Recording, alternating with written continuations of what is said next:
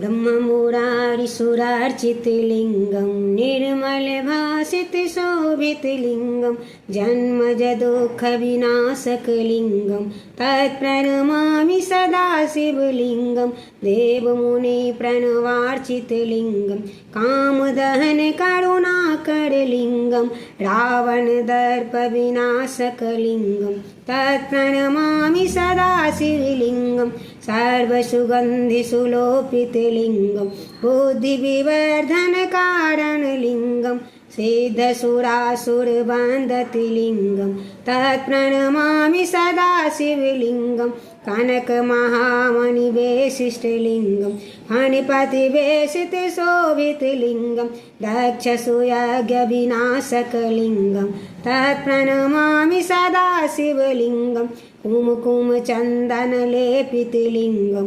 पङ्कजहारसुशोभितलिङ्गं सञ्चितपापविनाशकलिङ्गं तत्प्रणमामि सदा शिवलिङ्गं देवगणार्चितसेवितलिङ्गं भावे भक्तिभिरेव च लिङ्गं दिनकरकोटिप्रभाकरलिङ्गं तत्प्रणमामि सदा शिवलिङ्गम् अष्टदलोपरिवेशितलिङ्गं सर्वसमुद्रभवकारणलिङ्गम् अष्टदलेद्रविनाशकलिङ्गं तत्प्रणमामि सदा शिवलिङ्गं सुरगुरुसुरवरपूजितलिङ्गं सुरवनपुष्पसदार्चितलिङ्गं परम्परा परमात्मकलिङ्गं तत्प्रणमामि सदा शिवलिङ्गं लिङ्गाष्टकं मृतं प्रोक्तेन हरतोषते